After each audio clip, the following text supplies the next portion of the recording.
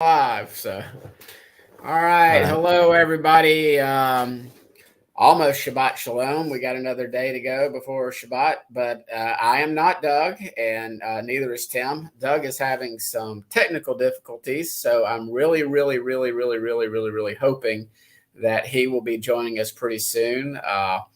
But from my conversations with Tim over the past, I don't know, a couple of weeks, the very first time we talked, we started discussing this topic, and then we started doing biblical prophecy bunny trails all over the place.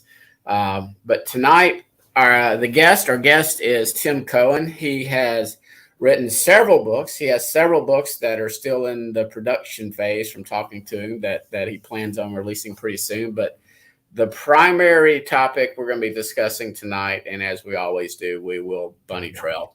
But the primary topic is going to be his book, Antichrist and a Cup of Tea, and how he teaches that he believes Prince Charles, former Prince of Wales, now King Charles of England, is the Antichrist.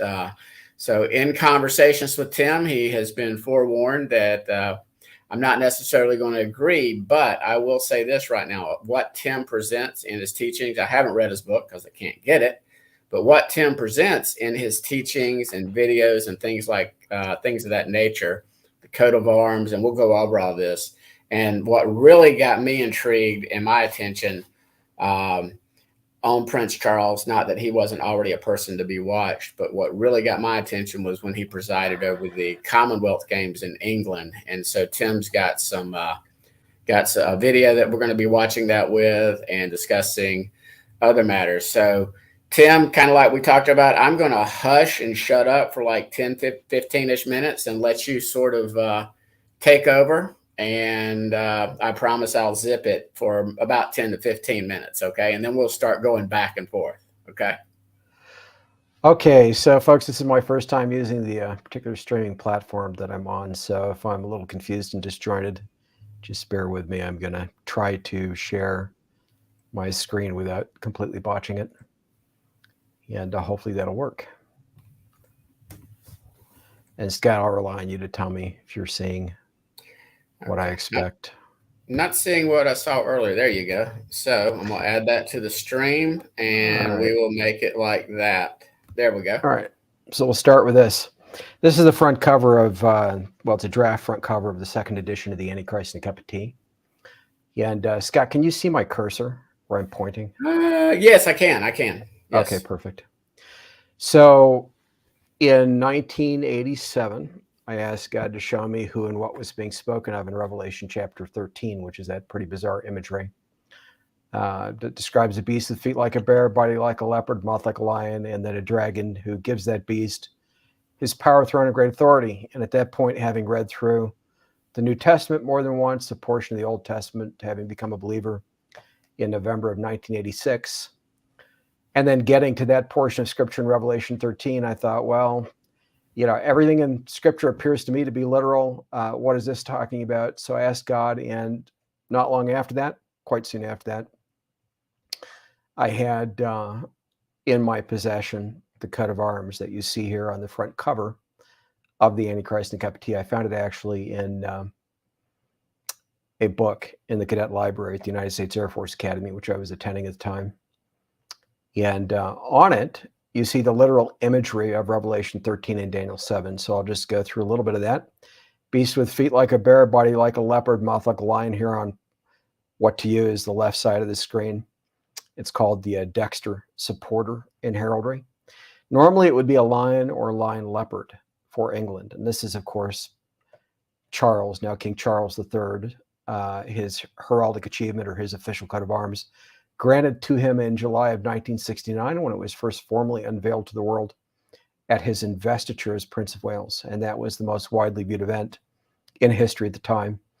So anyway, normally this would be a lion or a lion leopard for England. In the case of Charles' coat of arms, however, it's got proportions like a leopard's body, feet like the feet of a bear. And I will tell you on the graven coat of arms, a heraldic achievement that was hung kind of like cast iron in appearance, but actually formed of plaster and painted to look like cast iron, that was hung over the castle entrances to Caernarvon Castle and over the Queen's Gate, On the graven coat of arms, there were two versions that showed this beast, this Dexter beast, and the claws actually were bear's claws on that. I'm showing that in the second edition of the Antichrist and Cup of Tea, this edition that you're looking at. That'll be in the book. But anyway, mouth like the mouth of a lion, body like the body of a leopard, feet like the feet of a bear. So it's like. In other words, we're talking about similes, things that evoke imagery. So it's not precisely the feet of a bear, precisely the body of a leopard, precisely the mouth of a lion necessarily.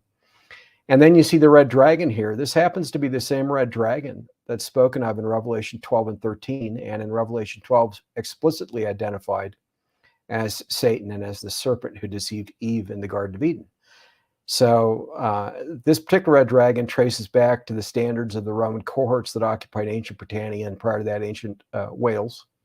And then going back before that even to the Roman cohorts occupying ancient Judea. So it is literally the red dragon of Revelation 12 and 13. And then you also have a unicorn on this coat of arms that's not unique to Charles in history, but it's unusual because it has human eyes. So if you look at the eyes on this, and there's a prominent unofficial version of his coat of arms also shown inside the book. But in both cases, it's got human eyes. And Charles refers to this as his little horn. So he's actually known as Unicorn. That's what he's called in the United States by our Secret Service when he travels here, or has been, still is, I presume. And then he was known by the call sign Red Dragon when he was flying choppers, helicopters for the Royal Navy and commanding a minesweeper in the past. So he went by the call sign Red Dragon. He's been known as Unicorn, and then he's got all this imagery on his coat of arms. So in Revelation chapter 13, verse 18, and let me bring it up here, there is a commandment. Actually, I probably have it up here. Yeah. There's a command to do a name calculation in verse 18 of Revelation 13. And what most Christians miss and have missed historically is there's a specific context to doing that calculation. It tells us in that verse, for it is the number of a man, and his number is 666. But also before that says it's the number of the beast. And there are two beasts in Revelation 13. One is traditionally thought to be the Antichrist. The second is traditionally thought to be the false prophet. The Antichrist, that beast arising out of the sea, the one for the false prophet arising out of the land. They have two completely different sets of imagery associated with them in that chapter. And then when you get to verse 18 in context, it's speaking of the first beast, the one that comes out of the sea. And it says, here is wisdom, let him who has understanding calculate the number of the beast, for it is the number of a man. In other words, if that imagery isn't present for the man in question, the calculation itself is not valid. It doesn't matter how it turns out. So that's the first point. Charles is the only human being in the history of the world to actually literally have that imagery, and it happens to be on his heraldic achievement. His sons do not have it. Just to clarify that for you folks, if you think you find it in Wikipedia or something like that, Wikipedia is in error. William and Harry both have their own coats of arms at this point. Neither of them has this imagery. Second point is the system to do the calculation, which you see here displayed on the screen. This is a chart that's put together from the chart in my book. This is from the first edition of the Antichrist and the Cup of Tea, where you can see how they gave the calculations. But the first point to make is that the Greek text of Revelation 13:18 actually specifies the number 666 with three Greek letters. One letter for the number 600, a second letter for the number 60. That's 6 right there, pardon me. Second letter for the number 60. Third letter for the number 6 to get 666. In other words, the Greek text of Revelation 13 tells us the system we're supposed to use to do the calculation. And as it turns out, on that system, it's a sequential, not a phonetic system. On that system, as you transfer it sequentially to English and calculate Prince Charles of Wales, or Charles, Prince of Wales, the title by which he was known globally until very recently, it calculates to exactly 666. The exact same title in modern Israeli Hebrew, and Hebrew is the source of the original system that was transferred to the Greek text sequentially and then used in Revelation 13:18 to specify the number. The exact same title, Nasik Charles Mavoyles, in Hebrew works out as well to exactly 666. Mathematically, statistically speaking, that's effectively impossible. It can't ever happen. And we're talking about the name calculations alone. To have that same system with two completely different sets of numbers for the same title, a title as complicated as this one, Charles, Prince of Wales, work out to exactly 666. The odds are so far against that, you can basically call it impossible. But it's a fact. And what makes it so unique, of course, is that the calculation is done in the context of the actual presence of the imagery and on the biblical numbering system. So those facts alone make Charles the Antichrist scripturally of Revelation 13. In other words, the prophecy, verse 18, where it says to do the calculation in the context that imagery is now fulfilled, and it has been fulfilled since 1987. And in fact, there were a couple of people prior to me, one who had the English name calculation and a cropped off, partial version of the unofficial coat of arms that I show inside the book. And that was Monty Judah. And how they came up with that was quite interesting. A bunch of Martin Marietta engineers wrote a program, threw in a bunch of names of prominent people in the world, and one was spat out as 666.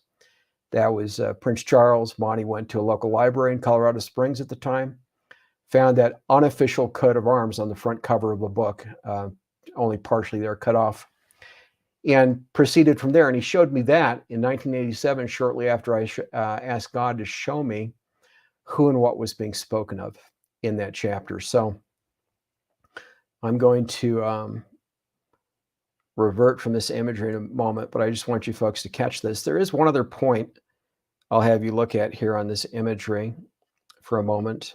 So this is the second edition, and the colors that you're seeing on your screen are CMYK, which is a typical color that would be used, color combination that would be used with an offset printer to professionally print books or that sort of thing.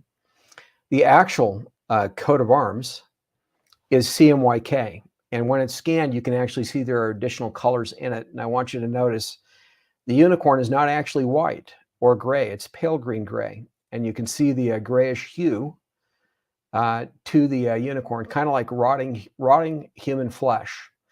And that's significant because in Revelation chapter 6, under the fourth seal for the fourth horseman, and that's who the Antichrist actually is. In this case, the Antichrist will be over a global government for 3.5 years. The color of that horse is identified, it's usually translated in English as ashen or pale green or gray. But the meaning of the Greek text specifically is pale green gray, kind of like the color of rotting human flesh. And so I'm pointing this out because that is the precise coloration of the unicorn with human eyes on Charles' coat of arms. And in Daniel 7, the Antichrist, the same person who rules for 3.5 years in that chapter, is identified as the little horn of the eyes of man. Charles refers to this unicorn as his little horn, quote unquote. So I'm quoting him when I say that. And then, of course, I mentioned the call signs he's been known by and so forth. So with that all shown, I'll return so that you can see me, and then we'll continue the dialogue if I can figure out how to undo my screen sharing. There we go. Stop screen share. All right. You see me again? I'm not hearing you. Okay. Are you seeing me? Because I was muted, I needed to mute myself, because if I don't mute myself, I'll interrupt you, even though I promised you I wouldn't. So Okay, maybe Doug can hear us and he can use his phone and at least get on with his phone, even if it won't be as good a production level. But yeah, again, everybody, I knew the comments would come, and certainly you're getting pushback, and I'm sure you're used to that, getting pushback on.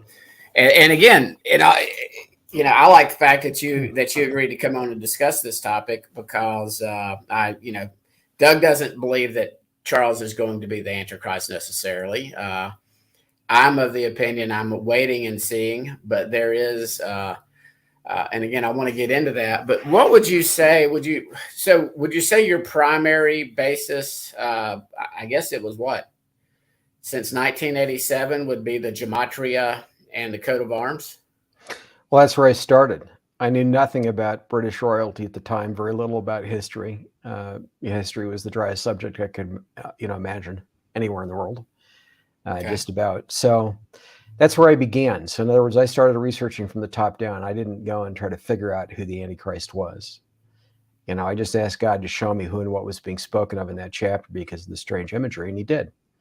And as I researched it, and of course, at that time, Charles was already, being called the most eligible bachelor in the world and was already known globally, all over the world, everywhere on the planet.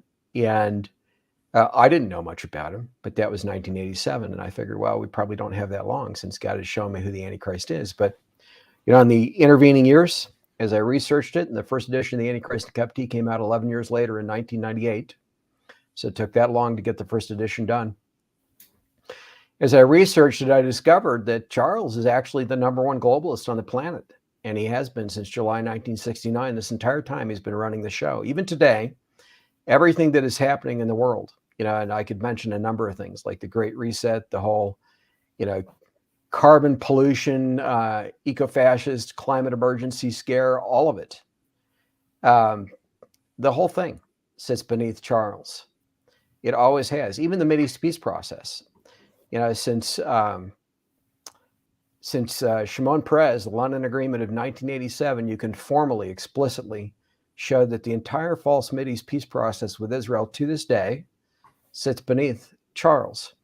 And the fact that he's now king, folks, you need to understand that doesn't make any difference. He's already fulfilled the prophecy, in other words, in Revelation 13:18. I have already fulfilled it in terms of identifying who the Antichrist is. In other words, it makes zero difference at this point what happens with his title. The fact that William is now Prince William of Wales and Charles is now King Charles III doesn't matter. The prophecy is already fulfilled to identify who this individual is, who is going to be over global government, and that is Charles.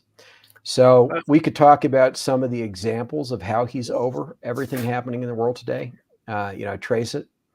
But literally the entire modern New World Order, global infrastructure, the whole system sits beneath Charles, and it has been since his investiture in July of 1969 as Prince of Wales before the world, which was the most widely viewed event in the history of the world at the time, an estimated television audience of 500 million plus. And he's been at the forefront of a number of the most viewed events in the history of the world since then, with the numbers just, increasing. Real quick, and obviously right now I'm letting you more talk. This is nowhere near our phone conversation, as you know, but can you pull up the video clip? I would like the audience to see, and you'll probably have to mute it or lower the volume on your end so you can talk. And that would be the video clip that you were referring to. We're talking about the Commonwealth Games, the reason. Before we do that, if you don't mind, Scott, I want to build this up a little bit more. Go ahead. In terms of what's happened in the intervening years. So the video clip that Scott is talking about, folks, is something that happened in July this year that was quite significant with regard to Charles before his mother died and he became King Charles III. But there have been a number of things that happened in the intervening years that are quite significant. So I want to trace a little bit of the history so that you can begin to grasp that what I'm saying is actually true. And then we'll show this clip for what happened this year. So historically, the United Nations came out of the League of Nations. The League of Nations itself came out of something known as the Royal Institute of International Affairs, or otherwise called Chatham House, in London. Charles has headed the Royal Institute of International Affairs since maybe July 1967 or 69, pardon me, but certainly the 1970s has been over it. The United Nations has something called the Global Security Lecture Series, and each year they deliver a global security lecture. It was initiated by Charles personally, and he personally delivered the first global security lecture at the United Nations in person. So the modern UN that we know about, that the world thinks about in terms of global governance typically actually goes back to the British monarchy. Charles has been over the entity that was responsible more than any other for its creation historically. Charles has stated that he wants to see a standing United Nations army with himself as its commander. He has stated that in his biographies. That's cited in the first edition of the Antichrist and Cup of Tea. The Kyoto Protocol which most people have heard of if you've heard about the COP talks, like COP 12, COP 14, COP 15, COP 21, this year COP 27. These are the United Nations climate accords that are happening now around the world each year. Those COP agreements go back to the Kyoto Protocol of Japan, to which the United States did not sign on. And the Kyoto Protocol itself goes back to something called the Rio Earth Summit of the early 1990s. Charles was personally credited by global leadership, including Al Gore, for the success of the Rio Earth Summit because he personally organized aboard the Royal Yacht Britannia, which was before it was decommissioned, meetings that were held by the major stakeholders of the Rio Earth Summit. He chaired those meetings, and because the Rio Earth Summit led to the first, climate accord, if you will, to which nations signed on, he was hailed for the success of that. In Brazil, a Brazilian state government in Tocantins, subsequently in the early 2000s, commissioned a statue to Charles. Now, this is years after the first edition of the AntiChrist and the Cup of Tea was published. So I'm going to show that statue here and tell you a little bit about that, and then continue.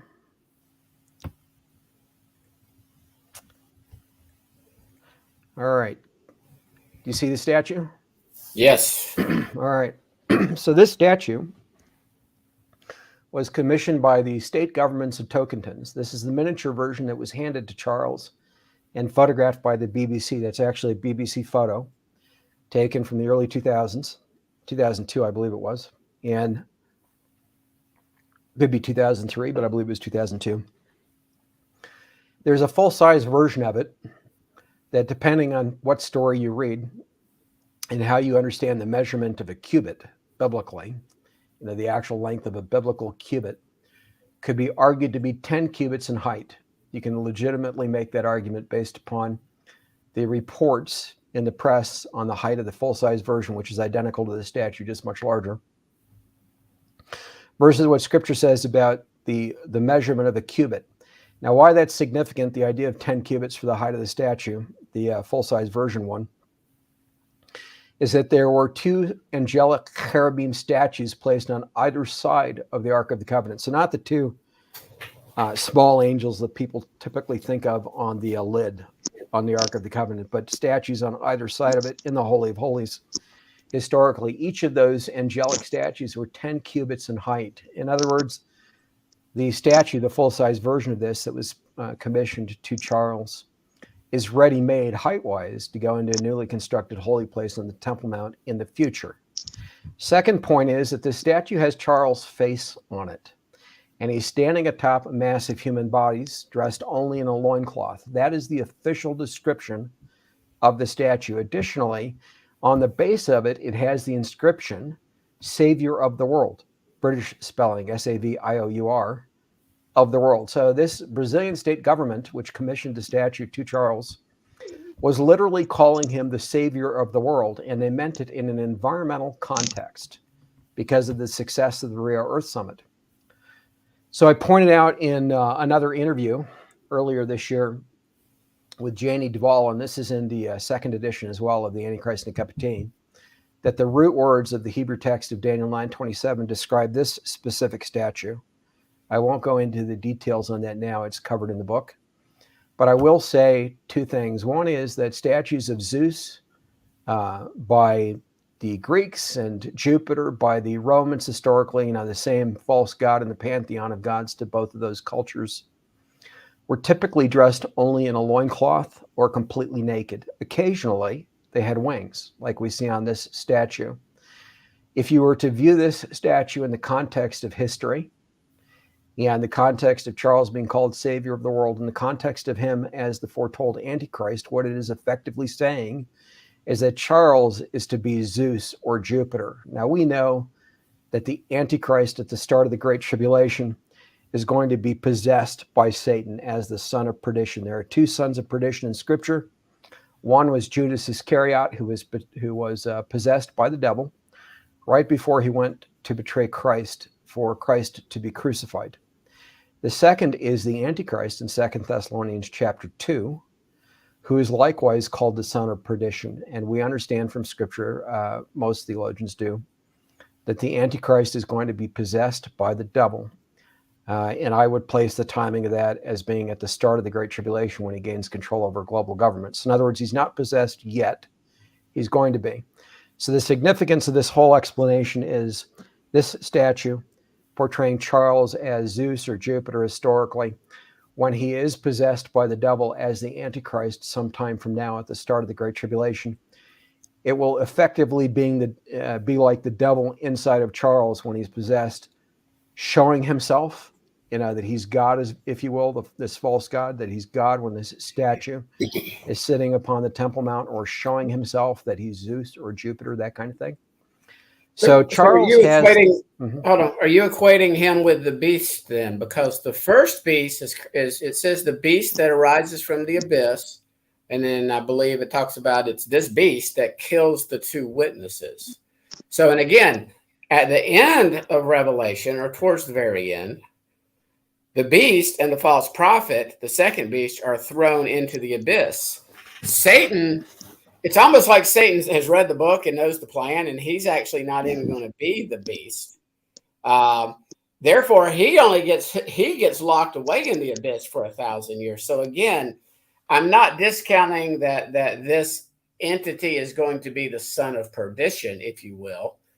And I know where you're getting that from, because it does say Satan possessed Judas Iscariot. But at the same point in time, it's the beast it certainly seems to me to be a completely different entity other than the dragon and Satan, because it's the dragon that empowers the beast. So there are two beasts in Revelation 13 explicitly called beasts. The one that rises out of the sea, which has that imagery that's on Charles' coat of arms. The beast of feet like a bear, body like a leopard, mouth like a lion, to whom the dragon gives his power, throne, and great authority. Prior chapter, Revelation 12, we see that dragon is the fiery red dragon, identified as Satan. The second beast arises out of the land in Revelation 13. Arises out of the land, has two horns like a lamb, and speaks like a dragon. So there are two different beasts in Revelation chapter 13, one out of the sea, one out of the land. Christians have typically looked at that second one, a lot of Christians have, and said, well, the two horns may be representing the East-West division in the Roman Empire historically. Maybe it's talking about Rome's Pope as the false prophet. There have been different arguments on that. Now, I'm not taking a dogmatic position. Let me read those passages for you again. Let me read these passages. Revelation 11:7. When they, and this was referring to the two witnesses, have finished their testimony, the beast that comes up out of the abyss will make war with them and overcome them and kill them. Revelation 17:8. The beast that you saw was and is not and is about to come up out of the abyss and go to destruction. And those who dwell on the earth, whose name has not been written in the book of life from the foundation of the world, will wonder when they see the beast that he was and is not and will come. So again, one of the reasons, and you know this from our conversation, Tim, is this entity, this beast, he's in the abyss right now. We're talking apples and oranges. It says he'll go into perdition. Okay, so when it says he'll go into destruction, that's the same Greek word that's used for perdition, of the son of perdition. Okay. So you have the Antichrist identified as the son of perdition. And I'm not seeing you. Hopefully you're still there and hearing me. In 2 Thessalonians chapter 2. Yeah. And then with the passage you're citing, it says as the beast comes up out of the abyss, goes into perdition. So it suggests potentially possession. In other words, the language there does. Possesses, in other words, the son of perdition. But the word perdition means destruction, but it's a unique word that's used of Judas. It's used of the foretold Antichrist in 2 Thessalonians 2. And then the passage you're citing is talking about a beast that comes out of the abyss that goes into perdition. We also know in Revelation 16 that right before the gathering for Armageddon, there'll be three unclean spirits that come out of the mouth, respectively, of the dragon, Satan, out of the mouth of the Antichrist, and out of the mouth of the false prophets. In other words, can you guys hear me? Yeah. I'm so glad to be here. Tim, it's interesting. I think you're making some good points about the word perdition. Can you maybe, I don't know if I missed it, but how does that refer to King Charles? I'm missing the It doesn't connection. specific. I think it's a reference probably to Satan. It's certainly a reference to an unclean spirit, probably a fallen angel. So, Well, Satan the whole is the perdition top thing fallen and angel. the beast and the perdition, son of perdition, you think that's Satan, or do you think that is the beast son or of perdition the is the Antichrist? So it's like saying Charles' father spiritually is the devil, the son of perdition. Do you believe that? Not physically, no. Spiritually, I mean, he's a servant of the devil. When he's possessed by the devil, he is spiritually the son of perdition. And he does refer to his father in the context of the red dragon in a quote, and I provided that quote to Scott at his investiture in July of 1969, which the whole world, could see. It was his mother who put the coronet on his head. It was his mother who gave him the vestments of the investiture, like the sword, the ring, the ermine mantle, the coronet on his head, some other things like called the letters patent, a series of titles and other jargon. She gave him all of that at his investiture, and then people attending gave some of that, but she personally put the coronet on his head to crown him Prince of Wales, and he was facing the red dragon through her directly when the coronet was put on his head behind her back. And then behind his back on the opposite castle wall, and this was a huge open-air castle, were more huge red dragon banners. So his mother, the queen, also was facing the red dragon. They both were. And then the backrest of the throne from which she stood up to put the coronet on his head, which he was facing directly through her, had the same dragon, the dragon of Wales, at that time adopted in 1953 as the national symbol of Wales, that same red dragon, had that engraved in gray Welsh slate on the backrest. So Charles was facing it. She was facing it. She put the coronet on his head. But Charles was later quoted by one of his most prominent biographers, Anthony Holden, as saying that it was his father who put the coronet on his head, that it was his father who presented him to the Welsh people, that it was his father who did all these things. He said father, and he said he twice. Charles did. But everybody could see it was his mother who did that. That's a pretty strange mistake for a biographer to make in the same couple of sentences 3 times consecutively. In other words, he didn't quote it as father and then say she, or quote it as mother and then say he. It was father, he. So who was Charles talking about? So I would suggest that he was referring to the devil, literally. And I have reason to believe, and it's documented in the book, that Charles has known from a young age who he is, that he is intended to be the Antichrist, and that his mother has known that. And a lot of people think his mother died, as a Christian. You hear that from Billy Graham, who's deceased, now from Franklin Graham, his son. You hear it all over in the United Kingdom.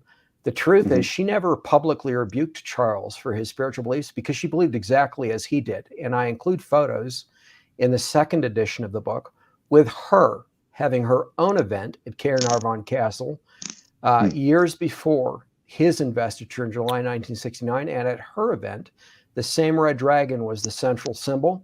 It was on the order of service. She was facing it. And then even prior to that, when she was princess still, before she became queen, she had a private event in Wales, in a forest, a druidic event under the Gorsedd Druids. And their primary symbol is that same red dragon. It's on their banner, and she was facing that. That red dragon goes all the way back to the ancient Babylonians, right? And back ancient Sumerians, in fact. Could it be that the Court of Wales simply adopted that for whatever reason, and maybe there are a lot of places that are using that same symbol? I mean, I show it in my book that is something that is very ancient. So I'm just wondering if, just having that red dragon, it's interesting. I look for necessary things and then sufficient, right? So you have necessary ingredients and you have sufficient ingredients. I see some interesting things. I'm just wondering. And then we have a few questions I want to get to, but Scott, you had something. Yeah, I was going to say to the little ceremony that was freaky, and it kind of goes to your corrupting the image, was the one recently where the queen, shortly before she passed away, pressed the little button and you had the triple helix DNA leading right to the tree of knowledge of good and evil. I mean, the symbolism that's been coming, I guess, out of the crown, especially just in the past year or two. Mm-hmm. I told Tim this. I'm going to test everything. We're having Maria on next week to talk about her, what she sees in Trump. I'm just, if we're at the end of this age, I'm watching everybody. Anybody that's not that if Charles isn't the, I don't like to say the word. If Charles is a player in this, if we're at the end of this age, assuming he doesn't die, I think a lot of world leaders, bankers, political leaders, et cetera, are players in this overall game. If and I say game, but in this unfolding at the end of the age, and I will say this to Tim again. You can't deny the coat of arms. I mean, it's like whoever. I'm not saying Charles drew it up or whatever, but you cannot deny the symbolism matches Daniel 7 and matches Revelation 13 as far as that beast and that amalgamation between the first three and the final. Now, I don't think, obviously, I think it's a both and. I don't think it's just a man. I think it also is symbolic of nations and kingdoms. Well, let me speak to that. So you're correct on that. Christians have looked at that historically and thought that it was metaphorical or metaphysical because there's no creature like that in nature. And more recently, even I had to ask, could it be some chimeric hybrid when I was first reading it, in Scripture, something out of science fiction made real. Some unnatural creature that's not supposed to exist through genetic engineering. But historically, all those symbols on the coat of arms, and let me just bring it up. I'll walk us through it really quickly here to show it so the audience can see exactly what we're talking about here.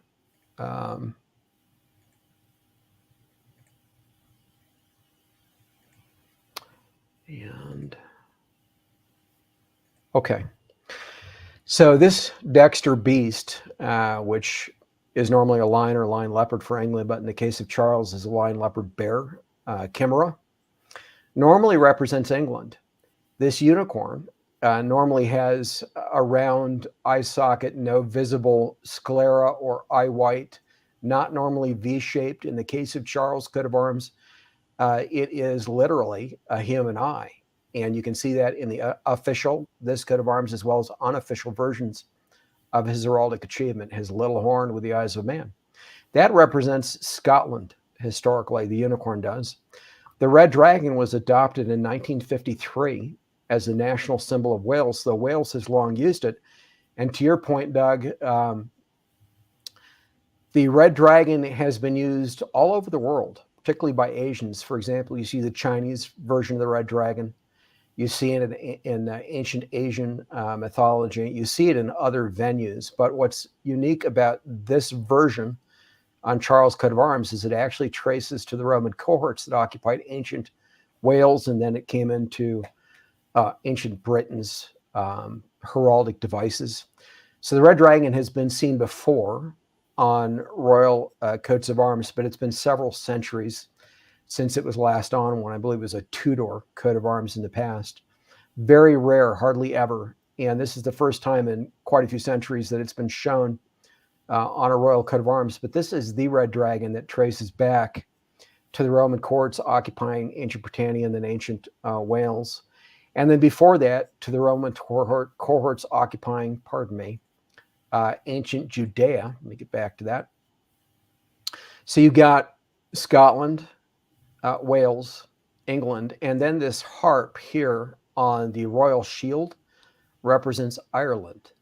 So you have the coronations, in other words, of the United Kingdom, and then this other creature here in the opposite quarter to the harp, also on the royal shield, is known as the Red Lion of Scotland. These six on the royal shield, what would normally be lions or lion leopards for England, and in Scripture they're called the lions of Tarshish. Tarshish has been argued historically to be either Gibraltar or England. In this case, it's actually England. So Tarshish is actually England, in other words. I'm making that argument. But there are six on the royal shield, and then over the center are four more, and this is the shield of Wales. And it's here because Charles became Prince of Wales. So there are 10 total between these two shields in the center of the coat of arms. And the unique thing about all these is they're actually all lion leopard bears. That's not typical on these coats of arms. They're normally lions or lion leopards, like this Dexter beast over here. Now, the other point I'll make is you see these 3 descending bars around the necks of these beasts, these 3 here around the neck of the unicorn, the same 3 around the neck of the red dragon, same 3 around the neck of the beast, the feet like a bear, body like a leopard, mouth like a lion.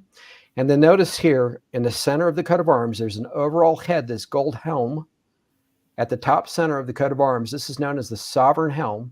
It's always been on Charles' coat of arms, and that is very meaningful, and I'll say why in a moment. But right beneath it, you have that same set of 3 bars. The third one, the middle one, is obscured by this crown and this shield for Wales right beneath it. These 3 bars on this band is known as the label of the eldest son in heraldry. That's what it's actually called. In other words, they explicitly represent Charles. And what that means is this unicorn not only represents Scotland, it specifically represents Charles in heraldry. This red dragon not only represents Wales, and as is called Satan in Scripture, it explicitly represents Charles on this heraldic coat of arms. This lion, leopard, bear beast not only represents England, normally is a lion or lion leopard, but it explicitly represents Charles. And then this overall coat of arms is a corporate beast having its own head or helm in heraldry. It's viewed in a occult fashion, metaphysical, metaphorical, occult fashion in heraldry as a corporate beast with its own head. Right beneath it, you have that same label of the eldest son. And what that is telling us is that even though you've got individual nations of the United Kingdom represented here over the British Empire historically, now over the British Commonwealth, corporately, this whole thing explicitly represents Charles.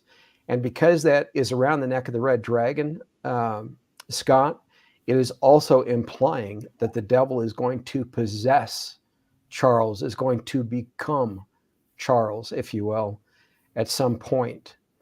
So what that means is that, yes, the imagery does represent nations. It represents, in fact, the core of the United Kingdom. And those 10 lion, leopard, bear beasts, called the lions of Tarshish historically, can be viewed as the offspring. So they're encompassing, if you will, the United States, New Zealand, Canada, Australia, all those nations that directly came from the United Kingdom historically. All that is tied in. And so... Question for you, Tim, and Yes. I think obviously we're not there yet. So the Brian, who's a regular viewer, dragon and beast both have 7 heads and 10 horns. How do you reconcile this with the coat of arms? Or I think I gathered this from our conversation that you believe there will be something yet future in which Charles will subdue 3 other kings, perhaps, or maybe I'm getting that mixed up. No, you're not mixed up. Both of those things are true. In fact, the imagery that is it Brian? Is that what his name? Yeah, it was Brian. The imagery he asked about is actually also on the coat of arms. I didn't point it out, but let me just quickly do so. And then I'll answer your question about how Charles actually, I think, is going to gain control over a global government that isn't yet constituted, but can be constituted very, very quickly at this point. So there's there are actually several other unique things about this. We've got a few more. We've got a few more questions. Well, he was answering that question. Yeah, I'm sorry. I'm answering that question. So you've got 7 heads that are visible here. Notice I pointed out these 10 lion, leopard, bears in the center of the heraldic achievement or coat of arms. Of these 10, only 7 have their heads visible, unobscured. And I'll just point to them. That's 1 at the bottom right. There are 4 here in the center. The heads are not obscured. There are 2 more where you can see the heads, the bottom left one here, and then the top left one here. So there's 7 where you can see the heads. 3 of them are obscured. And then you've got this overall helm, coat of arms, the helm, which is the sovereign helm. You'll notice there are 3 elephant tusk-shaped bars across this helm, 7 of them, pardon me, elephant tusk-shaped bars. Now, when we talk about a horn biblically, it can be shaped 3 different ways. Like this conical horn atop the unicorn's head, that's a horn. Like these elephant tusk-like bars, those are also horns biblically. Like these 3 uprooted ones, in other words, inverted, they go down shaped a little bit like chemistry flasks, vials, but attached to this band at the base, this label of the eldest son, where there are 3 descending. So in other words, in the center of this coat of arms, there are 10 horns. There are the 7 on the helm. There are the 3 that are plucked up by the roots, in other words, inverted on the label of the eldest son. There are also 10 heads in the center, 3 of which are obscured. So in other words, the people who made this coat of arms, it's very intricate, but the imagery is represented. Now, separately, what does that mean in terms of how the Antichrist actually comes to power? So Daniel 7 says there are 10 horns representing 10 rulers or princes or kings, however we want to interpret it, 10 rulers in Daniel 7. The little horn with the eyes of a man comes up among them. So he effectively becomes the 11th among 10 others. 3 of the 10 are plucked up by the roots. So a lot of Christians look at that and they think, well, now the Antichrist is going to be the 8th among 7, and the 3 that are plucked up by the roots just disappear from the scene. They're conquered, or they go away, or they just disappear. And now he's the 8th among 7. We know that is not correct by looking at Revelation 17 and 18, for example. What we see in those chapters is that in the same hour that harlot, that city, Mystery Babylon, that harlot that rides this beast, in the same hour that she's burned with fire, which is all the way at the end of the tribulation week around the time of Armageddon, in that same hour, there are still 10 kings. There aren't 7 under the Antichrist. There are 10.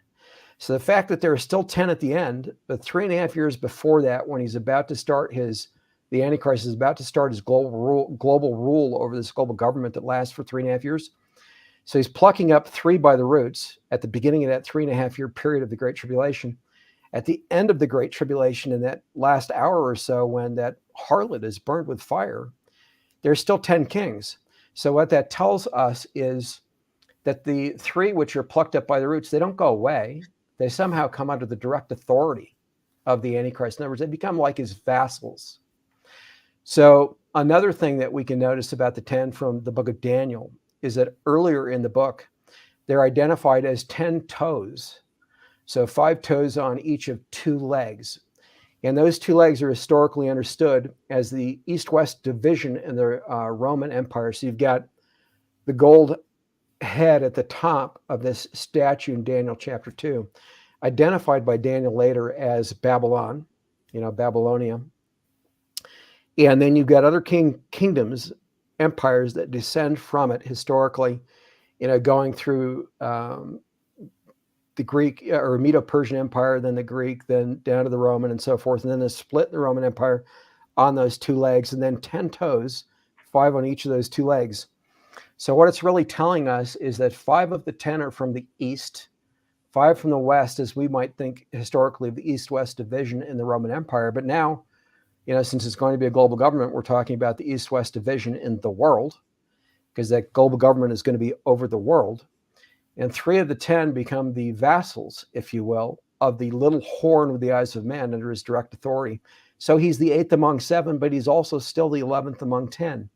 So how does that work out? So I presented a scenario which I still think is the most likely one, in the first edition of the Antichrist and Capiti. And that is that the United Nations Security Council, which currently has 5 permanent members, there are 5 members who never rotate off or on to the council. They're always on it, and they have veto rights.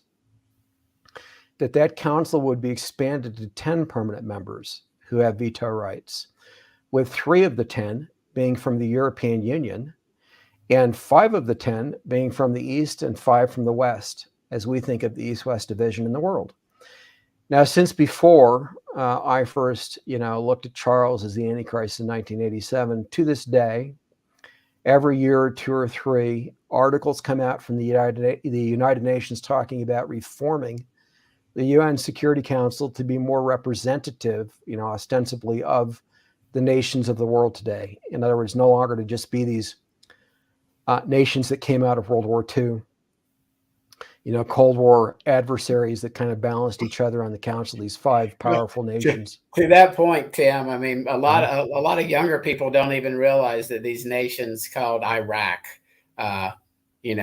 Saudi Arabia, Iran, did not exist prior to Britain and France and America defeating the Ottoman Empire and dividing them up. I mean, a lot of people, obviously the three of us know this, but yeah, it's like France and England got together and drew lines in the sand to even create these nations. They're not, I guess what they would call historically, they're not necessarily nations because they've always been up under one empire or the other for centuries, decades?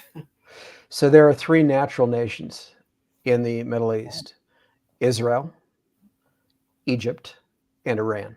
If you want to call Iran, Persia, Medo-Persia. The Kurds. If you want to call them a natural nation in the Middle East rather than out of it, those would be the 3 natural nations. Well, you had those are also the. You had the Medes. It was a Medo-Persian Empire. I personally believe that the Kurds are the descendants of the Yeah, I'm referring to nations that are there today. That were there historically before England and France did what they did. So you're exactly right. They carved up the Ottoman Empire between them, what was the Ottoman Empire previously, and other territory there, and they divided it up and gave us, Iraq, Syria, Saudi Arabia, Oman, Qatar, Yemen, Lebanon, Jordan, etc. And of course, Israel in smaller boundaries, expanded a little bit at a time since Israel's been attacked since 1948. But yes, so most of those nations that are over there are not the historical nations, but they're in the territory of the historical nations, and they are by and large the ethnicities of those historical nations. So, but back to my point, just to point out, the 5 permanent nations of the UN Security Council are currently the United States, Russia, which took over for the Soviet Union after it broke up, China, England, and France. Those 5. They have every 2 or 3 years at the UN talked about reforming the council to make it more representative, having more permanent members. The most common suggestion that comes up, and there are other suggestions, but the most common one is to expand it to 10 permanent members. They've already decided who 2 of the new members will be. They decided this decades ago, so long ago, in fact, that I identified who they are in the first edition of the Antichrist and the Cup of Tea in 1998. And those are Germany and Japan. So they will be 2 of the new nations when it's expanded. They've debated among 5 primary nations who the other 3 would be, between Brazil, India, Mexico, Egypt, and Italy. Those are the 5 other primary ones that they're debating for the other 3 besides Japan and Germany. But whoever they end up being, if Germany gets added as one of the new 5, you'll end up having Germany, France, and England as being among the 10 permanent nations. And historically, the British monarchy is the monarchy of all 3 of those nations besides Greece. They're genealogically, Charles descends from practically every royal house on the planet of any note historically, including the Roman emperors, the ancient pharaohs of Egypt, the Assyrian and Babylonian kings, every monarchy in Europe, etc. He is, in a very literal sense, prince of this world, genealogically speaking. So that being said, though, the nearest genealogies are Germany, France, England, and Greece. Yeah, they're all married. I mean, just look at them. Yeah, well, yeah, a lot of that. Charles, as some other people pointed out, Tim, Charles ain't the most suave-looking guy with all the intermarriage and everything going on. So, but hey, let's get to that video real quick. I think Doug is going to have to cut it off earlier than what I was planning. But yeah, let's definitely let's show that to the audience if they haven't seen it. Yeah. All right. So have you seen the video, Doug? I think I saw it. Yeah. Yeah. Okay. The whole thing, or just the segment that was put out on Janie Duvall's? Just a segment. Yeah. Okay. Yeah. I'm going to show a little bit different portion of that. and Great. point some things out here. So let me just set this up for the audience a little bit. Apart from the Global Olympics, the largest international set of games in the world, which also occurs every 4 years and has now for several decades. It happened throughout the reign of Queen Elizabeth II up until this year, every 4 years or so. And these are called the Commonwealth Games. So they are occupying basically roughly a third of the world's population today. The games this year, which were held in Birmingham, England, in Alexander Stadium, had 72 nations and territories participating. So over 50 nations, pardon me, of the Commonwealth. I think, I could have this wrong, but I think there are 56 nations in the Commonwealth now. When the first edition of my book was written, I think it was 53 when the first edition was published. So now I think they're 56, but they had 72 nations and territories, and of course all the nations of the Commonwealth participating in this event. Charles personally opened and oversaw the entire event. And I'll show you a photo of that before I show this clip, just to set up some context for what occurred at the event.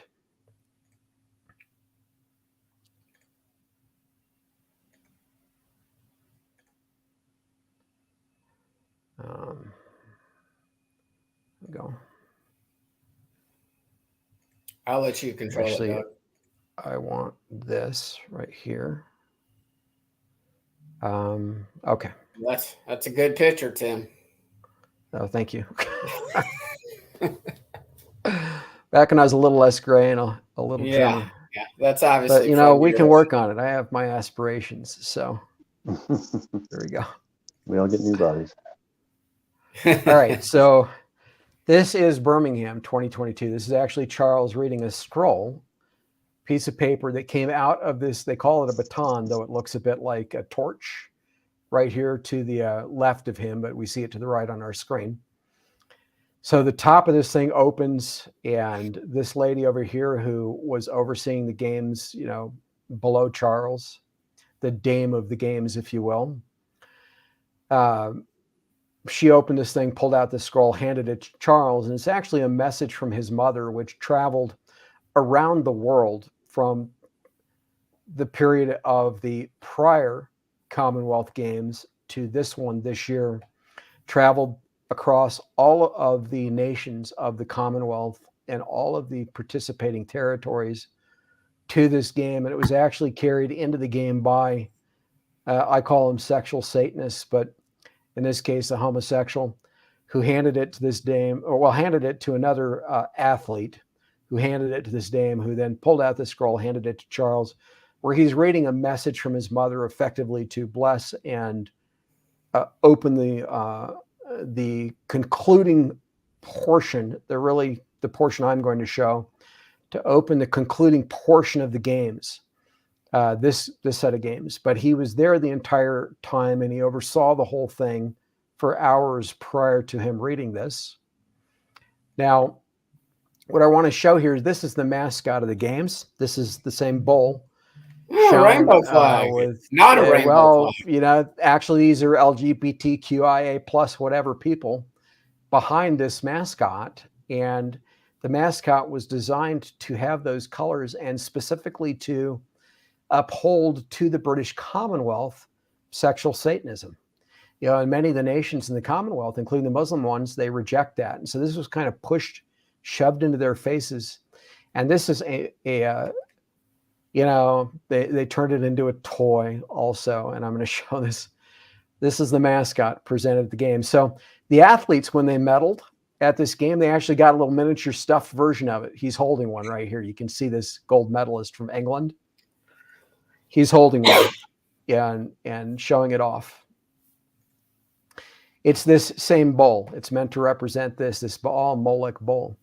So at the games, they had this 10-meter high, not 10 cubits, 10 meters high, huge mechanical bowl with this woman, Stella. Her name's Stella for stellar, riding it. And she's named after this, well, they named it Stellar, but at the beginning of the games, when it opened, there's this exploding star beyond Saturn outside our solar system or in it, I don't know, but beyond Saturn, they show this in CGI as the games open on the screens, and then they showed it when the BBC was broadcasting this exploding star beyond Earth, beyond Saturn, and these shards, which all these people are, that look like lights, these diamond-shaped shards, they're supposed to have fallen to Earth from this exploding white star elsewhere in our solar system and landed in the Commonwealth nations, picked up by these people who are called dreamers, they're New Agers, who at this point in the ceremony have encircled this bowl after it's come on to the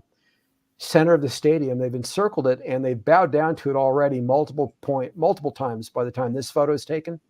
Bowed down to it, worshiping the thing multiple times. And Stella wasn't originally riding it. Now she is the woman riding the beast. And anyway, these shards are part of this Luciferian star. And I want you to see that. That's why I'm pointing this out here. We're going to come back to this. And so this was an actual worship ceremony. And the whole British Commonwealth, roughly a third of the world's population and whoever else was watching this, internationally, and the whole stadium audience, tens of thousands of people, everybody was actually invited to participate in this ceremony as it began. And here's another photo of the same thing. Notice that Stella atop the bowl has her arm extended horizontally. She's actually moving that shard, which she's holding, her own shard that she, ostensibly obtained from the pieces that fell to the earth. She's waving it to the audience, basically inviting the audience, and she's moving it in all directions, horizontally and vertically. If you watch the video portion of it, she's inviting the audience to participate in this worship. And you've got three groups of people encircling the bowl. You've got the dreamers, who are the ones holding the shards. Immediately surrounding the bowl, you've got these moppish-looking women who were slaves, effectively, but have been released, if you will, simultaneously with this bowl, freed, if you will. And then you've got these very colorful people who are dancers, who have paraded around the bowl, and actually a number of them are some of the athletes from the games dressed this way. But they are worshiping this bowl, and all of them have bowed down multiple times around the bowl. At this point in the ceremony, it's still light out. It's not dark at night overhead yet. This ceremony lasted for hours. Here's another image of the same thing. I'm showing this one because what I want you to notice is what's happening atop the bowl's head. So look at the head here. You'll notice the head looks similar. And here it's different. You'll notice there's a plate on top of the head of the bowl between the horns. There are a bunch of words and names inscribed on that plate, which I've documented in the second edition, The AntiChrist and a Cup of Tea. But basically, it's a symbol of enslavement to an extent, of the former slave days, if you will, because they're portraying this bowl being freed at the beginning of the events, partially freed, breaking free from chains. Now the plate is gone. And this is what happens in between. You see these two angelic figures at the very top of the plate lifting it off of the head of the bowl? They actually had these two figures coming on wires as if they were angels, flying in to the stadium from above to the head of the bowl, landing on it, and then lifting off that plate. And that plate is then flown and literally set at the base of the Tower of Babel. And there was an actual mock Tower of Babel at this event that the bull was facing throughout most of the ceremony. And I'm going to show that here in the video clip. So with all that shown, let's go to the video clip now.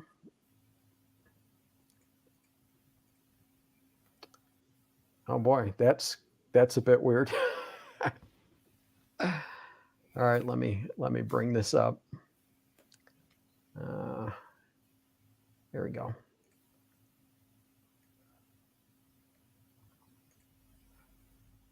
Are you all seeing this now on your screen? Yes, I haven't started playing yet, but yes. Okay. By everybody, by the way, that's the Tower of Babel being symbolized. Yes, and it's only partially erected. Atop it is a house, and that's actually Stella's house. They flew these houses into the stadium at the beginning of the ceremony. Literally, they raptured these dreamers from all over the Commonwealth in their homes with the crystals that they'd found. So they found these crystals around the Commonwealth. They went into their homes. All of a sudden, they experienced anti-gravity effects. The homes were literally uprooted from the ground and flown across the Commonwealth, across forests and lakes and oceans and so forth, to over the stadium, and then landed in the stadium. And at the top of the tower here is Stella's house, the same woman who rode the beast. So she came out of it earlier. And right beneath the doorway to that house is Stella at the second level of the tower. They're actually portraying the tower itself being erected here again, being built. So I'm going to show that. I'm going to narrate through parts of this as we see the video. You're going to see the tower rising through some of this and then other imagery. This segment here is about 6 minutes long, a little over 5 minutes. And so I'm going to talk about what we're seeing here. So this guy here is a bard. So the bards are typically performers, but the druids also have bards, including the Gorsed druids. So these guys are connected to druidry, as well as performance, actors and actresses, bards. But this bard also has one of these crystals that the dreamers found. Up at the top, you can't really tell, but Stella's got hers in her hand. She's at the very top. She's cut off on the screen, but we'll see what they all do with these crystals here in a moment. He's raising it up, and I want to let you hear the audio here just briefly to hear what he is saying, if it'll let me do that.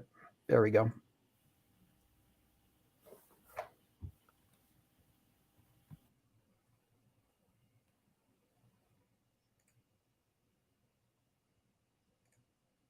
Sorry, I want to get the quality of the video, what it should be. I don't know if we're going to hear the sound. Are you not hearing the sound right now? No. Okay, then I'll just describe it. They're talking about a time of new beginnings. But watch what they do with these shards. You can see Stella up top. She's got her shard in hand. This bard down below has a shard. All these other dreamers are surrounding the base of the tower. There are 71 of them, apart from Stella. She's the 72nd. Watch what they do with these shards. And by the way, again, these are supposed to be pieces of that star, that bright white star that blew up in the heavens and descended to the earth at the beginning of this whole thing.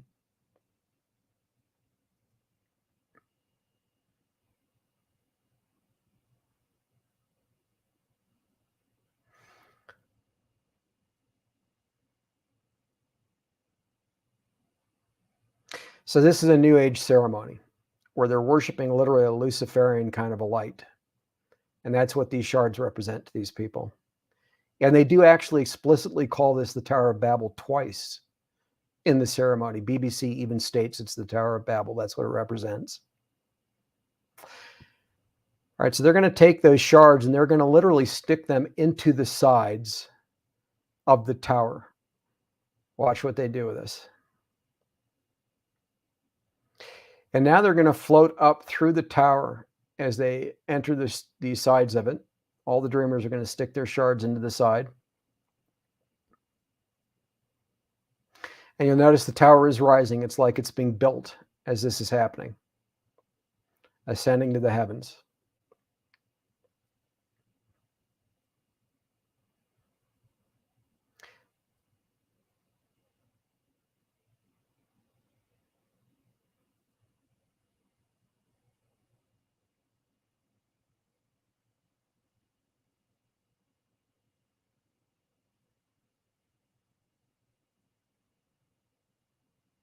So all these shards are coalescing. They're recombining.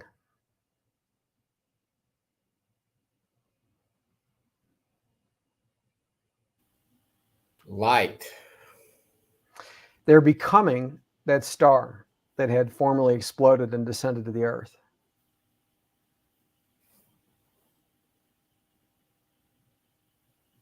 And there it is atop the tower. In other words, it's representing Lucifer, or the day star, reborn in a sense. Notice all the houses up top here. Kind of like the rapture A second stage, if you will, is what they're trying to portray. But these houses are going to disappear. I think that this is done with some kind of holographic imagery. Now here's the bull, this Baal Molech bull. It's rising up on its two front legs. It's facing the tower. Watch what happens between its chest and that star over the tower.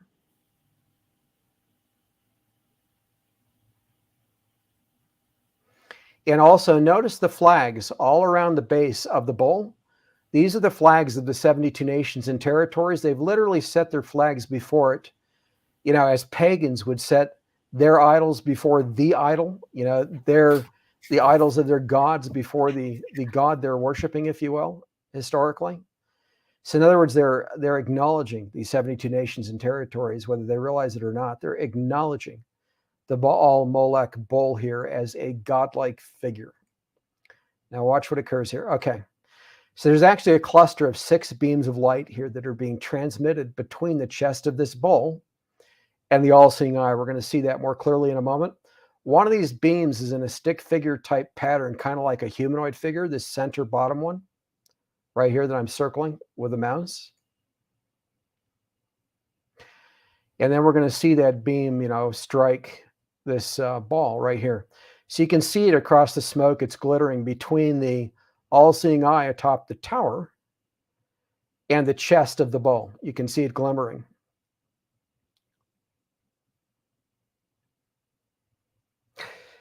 Now, notice what's happening at the base of the tower here. You're actually looking at a giant coiled serpent being portrayed inside of the tower, kind of like springing up toward the head at the top, which is the Luciferian all-seeing eye. We'll see that a little more clearly here. You're actually looking at the scales of the snake you were. So now they've dissolved those houses to say, welcome to Birmingham, some sort of holographic thing. But you'll notice the snake, the body of it is still coiled and writhing through the tower beneath the head here at the top, which is the Luciferian all-seeing eye, if you will. And the beam of light is still going between the chest of the bull and that ball over the tower. You can see it better at times when there's more smoke in the stadium, and we'll see that here in a moment when it's more obvious. Like right now, the beams are becoming a little bit more evident because of the smoke. All right, now catch what happened here. And this is why I'm showing this. Did you notice that the ball disappeared from over the tower? It's gone all of a sudden. Yes, I was muted. Yeah. Yes. All right. I want you to see the ball has just disappeared over the tower. Watch what has appeared in its place over the bull.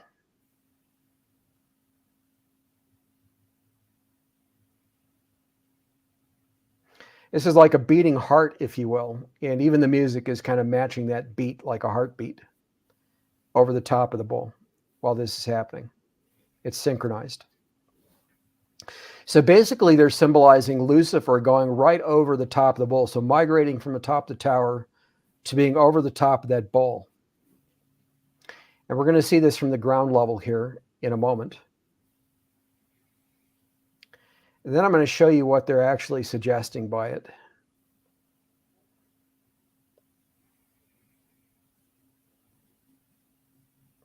All right. You see this pattern over the top of the bull? Yep. Converging. Okay. That was very intentional, and I might be the only person in the world at this point, other than people who, well, I might be the only one, other than people whom I've mentioned it, I don't know, who's noticed this, but that pattern is designed intentionally to mimic the Battle of Los Angeles. So this is the famous Battle of Los Angeles from the 1940s, February of, I think it was 42, I'd have to look. Yeah, February 26, 1942. Says right here in the title. I think it was actually 25th. But either way, February of 1942, there was an anti-gravity craft, a saucer that came in, tracked on radar, off the coast of California, over Los Angeles, and stopped. It hovered right here, and artillery, anti-aircraft guns fired for a lengthy period of time on this object that was glowing, that was overhead, and they couldn't down it. This was both filmed and photographed by the press. This segment here from YouTube actually includes the film footage, and it also shows the photograph. So this is the photograph. This is another photograph from the film footage. But what they're basically doing with that imagery over the bowl, and this imagery is a very close match to what they've done here. So if we look at this as they draw in closer, to give us a bigger view of it, it gets even closer to matching that imagery of the Battle of Los Angeles. So Duran Duran was singing the music here at the event, and it had begun. The music had at the point where this was occurring. And there's a song that attends this portion of the ceremony, and the song has to do with aliens coming down from above, as if there was an alien god. So what they're basically suggesting here is Lucifer migrating from atop the tower to over the bowl, and at the same time implying or intimating that Lucifer is an alien, like the aliens did it kind of thing. So I just thought that's an interesting hidden aspect to the ceremony worth highlighting. And then you're going to see this thing over the bowl migrate to go back to being atop the tower. And we'll see what happens after that. And again, notice the flags. They're still all around the bowl. All these people who are surrounding the bowl now, it's not just the worshipers we saw earlier. It's also all the teams. The athletes who didn't leave, by this point, who decided to participate in the parade around the bowl. All the teams literally encircled the bowl. They walked around the track almost 360 degrees. And then when they were close to where they'd, entered the arena to walk around the track, they then entered into the inner area of the track, into the field area directly around the bowl, and took up positions all around the bowl. And that's what you're seeing, the athletes representing the nations in addition to their flags. Hey, Tim, do you show on this one, or maybe it was earlier, and I think it might have been earlier in the ceremony. This is what it really intrigued me, is you've got the 72 nations. You have the lady, Stella, or whatever her name was. She's obviously the woman that rides the beast. And then you had the 70 sort of surrounding the bull, and you had one prominent nation called out front and center. And and again, I didn't see this. We talked about it. You pointed it out to me, but I immediately made the connection all the way back to the Tower of Babel when there were 70 nations. And then obviously God then calls Abraham out of the nations to be his nation, which we later know becomes Israel 3 generations later, and then through his sons. And he still wants to restore this nation of Israel. And I think like you pointed out, that 71st nation represents that even Israel, and anybody listening that hasn't listened to myself and Doug long enough, when we say Israel, we ain't talking about just the Jews. We're not talking about a piece of land. We're talking about both houses scattered all over the world and everything. But the symbolism is that even Israel will need to bow to the beast. Even Israel will need to worship this beast. And so I thought that was symbolic of the 70 nations, and then Abraham, Isaac, Jacob, renamed Israel, also having to worship this beast. Again, we won't bow, we won't worship. True Israel will not worship. But I'll come back and describe that. We'll go back to an image where these women are encircling and worshiping this beast. Right after I show this part, I'll come back and I'll show you that. So this is the lead singer of Duran Duran right here. And notice what's happening behind him in the tower. These are angelic-like figures now flying through the tower. So we saw the coiled serpent. We have the all-seeing eye over the tower again. It's there now over the tower. And then you've got this lead singer of Duran Duran, and notice what's on his shirt. You see this? Yeah. This is intended to represent a knight. And I'm going to come back to why this issue of knighthood is significant after I address your question, Scott. But I want people to see, again, that in the background of all of this, you have that eye over the tower, and they're being very selective with their lyrics, what they sing. So notice this eye over the tower again. And the source, the bull is still facing it, and the beam of light is again going between the chest of the bull and this all-seeing eye over the tower.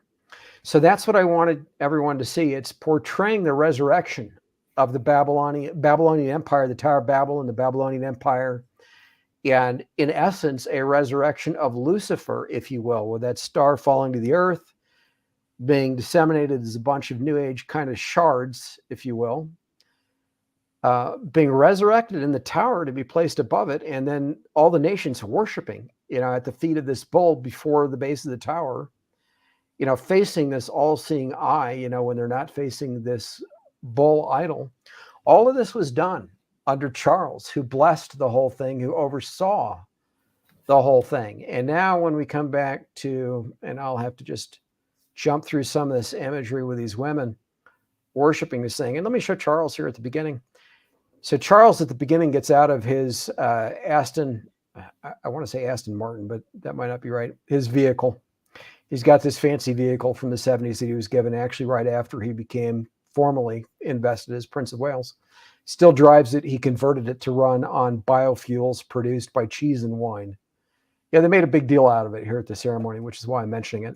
So here he is with Camilla getting out of his vehicle, which he drove on to the track of the stadium, and now he's going up to the platform. This is where it all starts, and this is before the bull comes onto the stadium. So he's overseeing it from that point. And then when we get into the stuff with the bull, well, before that, let me show one other thing that happens at the tower. So there's a point at which where they show fire inside the tower, kind of like hell, like Dante's Inferno, if you will. They have their own explanation for what it is, but I view it as representing the fires of hell. And these New Age women, led by Stella, she's the black lady with the shard at the center of all of them, are going to perform another magical ceremony to put out the fires of hell, if you will. So that's what they're doing right here, to try to drive the fires from the tower. And there you go. So I thought that's another interesting aspect of the ceremony. And let's come to these women worshiping the bull, and I'll tell you what that's about to your question here, Scott. And there was a lot of sexual Satanism at this ceremony. It was interwoven throughout. And I won't go into the details here, but it was a big portion of the imagery and the symbolism apart from the worship of this bull.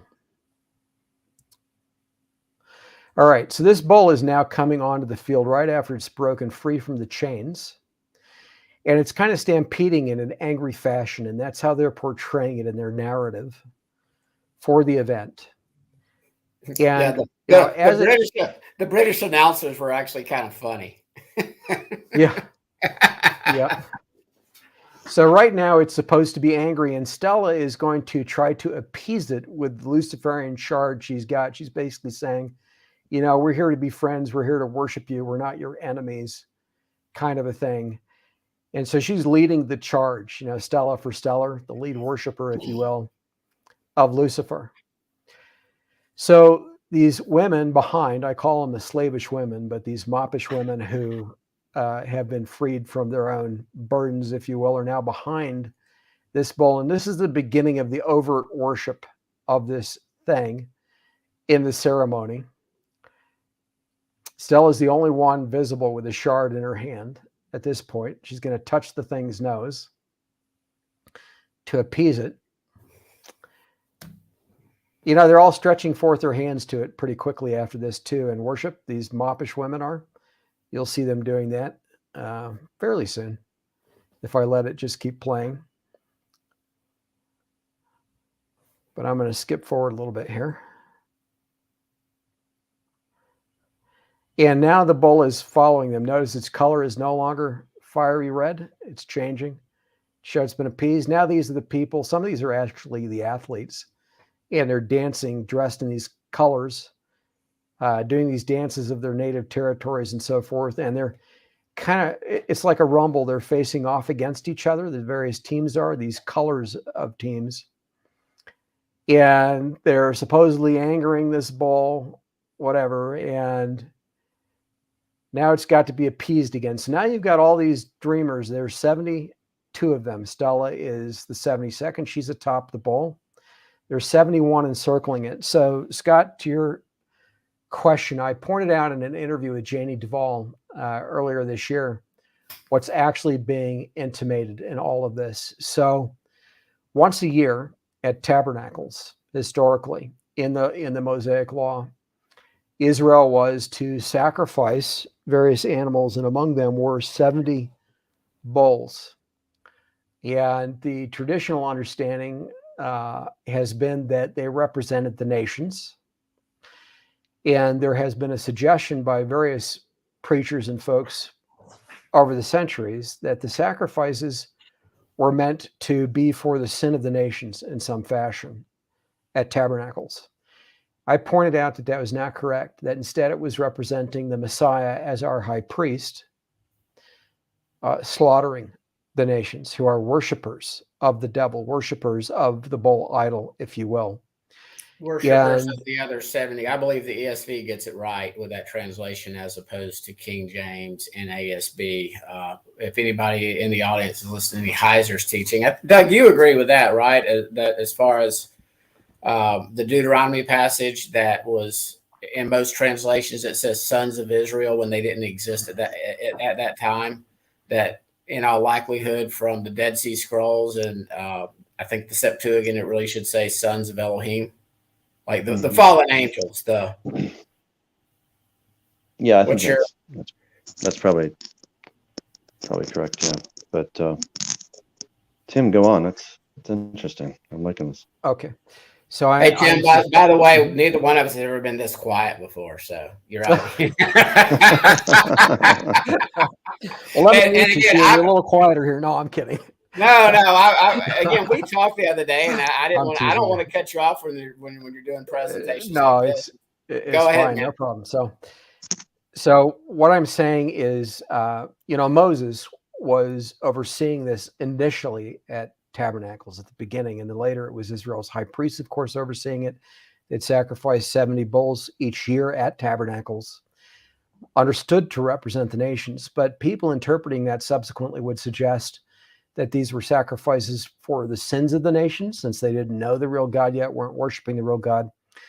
I've come along and I've said, no, that's not a correct interpretation. What it's actually representing is the Lord terminating, sacrificing the nations who do not know him like they are brute beasts. And scripture says that man without understanding is like the beasts that perish. And there's a specific kind of a beast that it's representing. In other words, they're bull worshipers, they're Baal worshipers, they're Molech worshipers. And that's what's being suggested, being sacrificed. What's interesting here in this ceremony about the numbers, is that Stella being atop the bull, there's 71 surrounding her.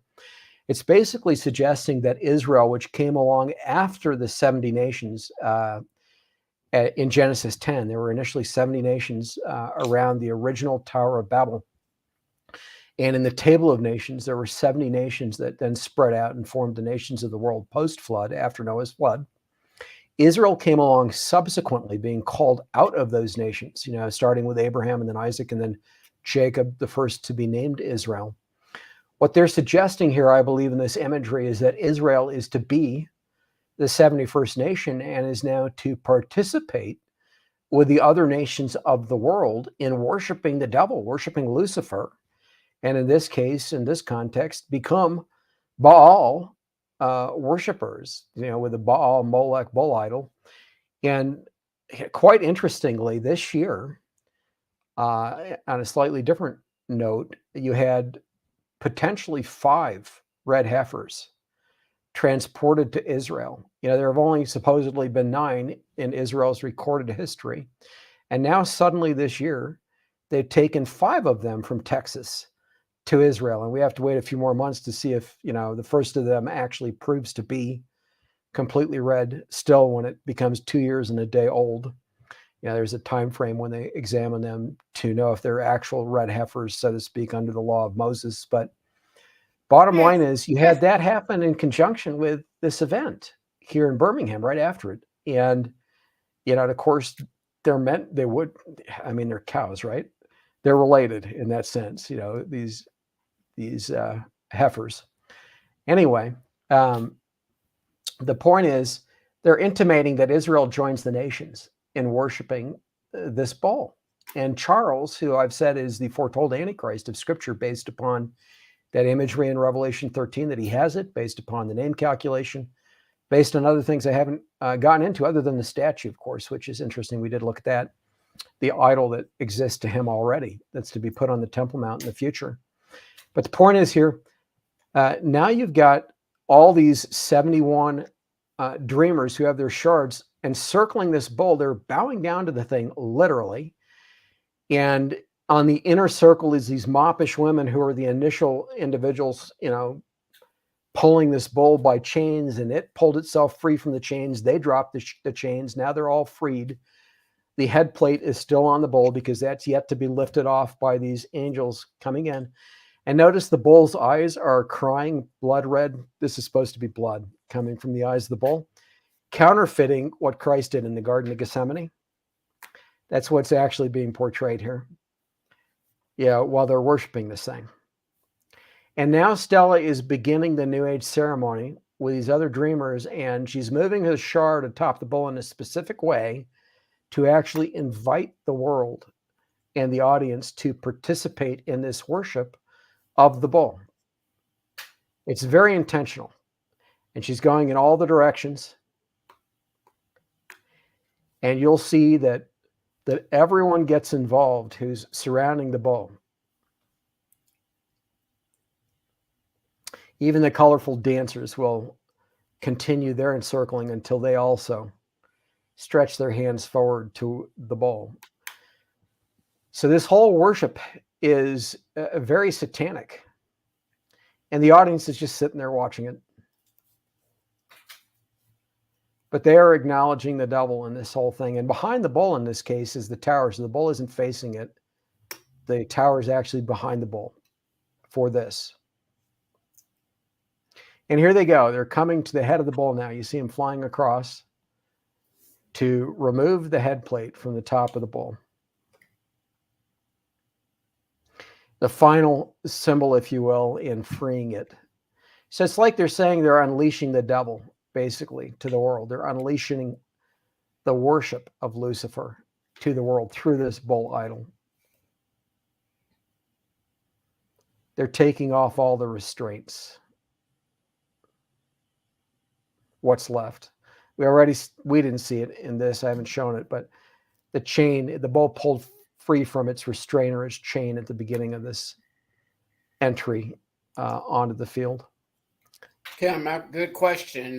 What are the words written on this face of the bull? I'd have to pull up my book to quote them, but basically they have to do with freedom. They're the names of some of the chain makers historically in Birmingham. There are specific phrases having to do that are demonic and satanic phrases as well, having to do with, you know, power, freedom, peace, liberty, that kind of stuff.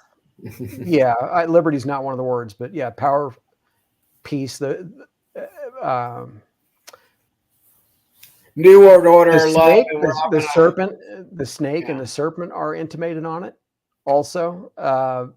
Different things, but there are dozens of words and I don't know, several phrases that I took great pains to actually identify and quote in my book. And I don't know what they all are off the top of my head, but they go along with this New Age ceremony, basically, apart from the fact that isn't the bull currently like in Birmingham, England now permanently?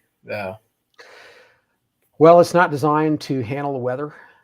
And so it's an open question whether they'll build some structure around it to protect it from the elements.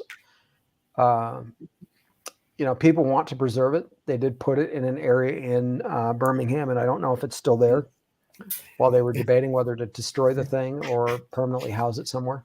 Well, if events keep converging and aligning, they're not going to have to worry about the weather for too much longer anyway. I mean, right. That's right. So, you know, that's the thing that Charles oversaw. He oversaw basically enthroning the devil in a symbolic way to the world and suggesting that the world worshiped the bull and Lucifer, at a reconstructed, reconstructed Tower of Babel, Babylonian Empire, that kind of thing. It was all symbolically represented in a New Age ceremony. And he oversaw that. Fantastic. That was really interesting. Thank you. And there's something else. Yeah. Go ahead. I'm not quite convinced, not yet, that King Charles is the Antichrist. I'll keep my. I'll stay open to that. But what you did with all of this, this Baal stuff. I mean, that's mind numbing. Let me paint a picture for you, Doug, before you go. If you have to go, let me state a couple of things quickly. So I've stated that Charles has been the #1 globalist in the world, including running the whole show today behind the scenes. The audience, many people in the audience will immediately recognize some of what I'm saying. So, and this is just one entity, folks. There are dozens under Charles. And I mentioned, for example, the League of Nations, the United Nations, and part of their connection to Charles. There's so much more. But almost everyone has heard of the Great Reset at this point.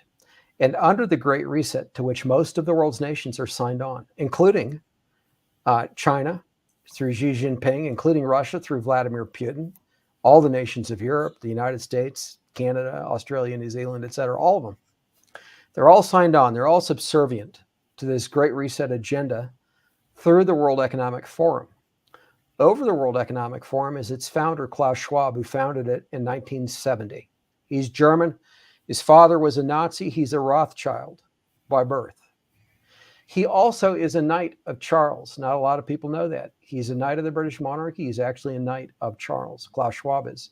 He has reported to Charles all these decades. He also wrote a book titled The Great Reset with a COVID subtitle. He announced it to the world, but it was not Schwab. It was Charles who announced the Great Reset to the world for the first time from the World Economic Forum months before Schwab unveiled his book or ever mentioned the phrase Great Reset. Also, that phrase Build Back Better, which is typically written in lowercase. The 3 B's represent 666 for Build Back Better. That phrase also comes from Charles and was used when he announced the Great Reset to the world. Bill Gates, who has been on a lot of people's tongues because of what has happened in the last 2+ years, also is a Knight of Charles and has been this whole time. A lot of these, top actors who are over these things that are happening in the world today are Knights of Charles. The rest are tied in under the World Economic Forum and other entities that Charles is overseeing. The whole Mideast, quote unquote, peace process sits beneath Charles. Today, when people look at that, they'll see the quartet. And the quartet is basically all the nations of the world because its 4th member is the United Nations. So the quartet is the United States, the European Union, Russia, and the UN.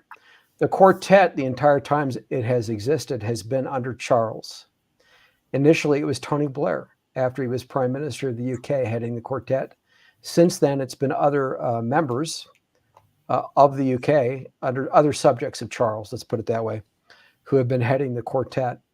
Even before that, you can trace it back to the London Agreement of 1987, which led to the Madrid Peace Conference, which led to the Oslo process and Oslo 1, 2, and 3, out of which came the quartet and the roadmap. All of that has been under Charles. The London Agreement of 1987 was initiated by Charles, and it was done under Shimon Peres and Jordan's former King Hussein, who was educated in London. Shimon Peres was a Knight of Charles. So that's just to paint a small piece of the picture that I lay out and document in the Antichrist and a Cup of Tea. And I wanted you to hear that, Doug, so that you understand a little bit of how Charles is running the show. What's happening in our world today with the collapse of the energy systems, trying to do this transition away from oil and gas and coal and so forth, is being directed under Charles, and it has been this whole time. They're collapsing the energy systems. That in turn will lead to a collapse of transportation and food production and systems, and also, of course, collapse of fertilizer. I got a question, and again, Maria's coming on next week, everybody, and she is going to present, and I will agree with her on this.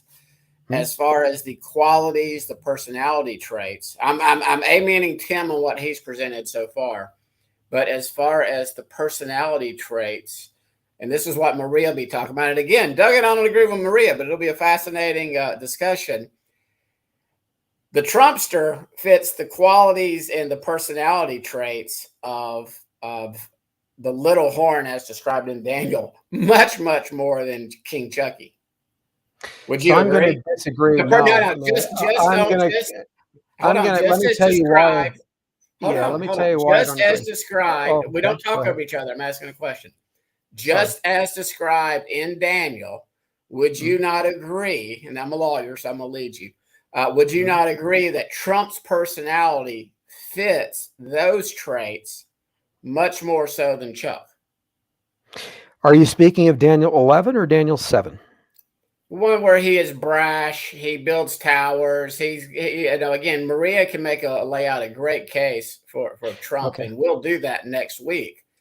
Okay, but here's what I'm going to say. No, it's actually Charles who fits it much better. And in fact, the World Economic Forum is the perfect example of why he fits it better. So to the World Economic Forum, we literally see the world, the sovereign nations of the world, ceding their power right now. Canada's Justin Trudeau is a member of the WEF. Half of his whole cabinet is in the World Economic Forum under Charles, under Schwab. You see that happening all over the world, where the world is ceding their authority to Charles through the World Economic Forum to pursue the agenda he has laid out and Schwab under him has laid out. What source? Now, when we talk about I got a question. I got a question. What source is it that you're saying Charles heads up? In other words, anybody listening live, anybody listening in the future, where could they go to actually read something credible that Charles is the leader of the World Economic Forum? And I'm not asking. He's not the leader. He's over the leader of the World Economic Forum. Okay, but where? Okay, I know you're saying that. Hold on, whoa. I know you're saying that. Yep. Prove it. How can it be proven? It's documented with the sources in my book, in the second edition that'll be going to press this. Again, you've been writing it for years. Where? I mean, where is it documented? Is what I'm asking. Multiple sources, including statements from Klaus Schwab and the World Economic Forum. Name the top two. I'm on a bold statement like that. I'm just asking for a source. Is all. That's all. I'm not. Rather than naming it, I'll say go look up photos of Charles with Klaus Schwab at the World Economic Forum historically. He's been there at the front with Klaus Schwab in the photos from early on, and Klaus Schwab has been pursuing his agenda from the start, but Klaus Schwab has also been his knight all this time. So has Bill Gates for several years.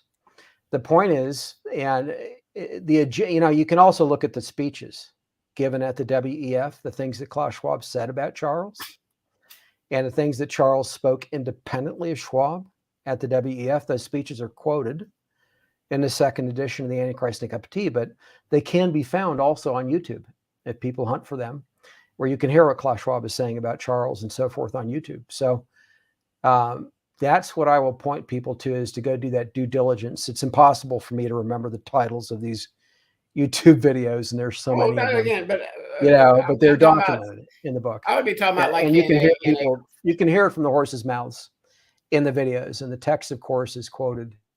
I would be talking about. I muted you. I would be talking about books, credible sources, biographers, anything to do with the World Economic Forum, where it actually shows that Charles heads up the World Economic Forum. He's over it. He doesn't head it. He's over it. There's a difference. Schwab founded it and heads it. Charles is over Schwab. Schwab reports to Charles. That's the point I'm making. And the agenda that Schwab has driven through the World Economic Forum all this time is under Charles.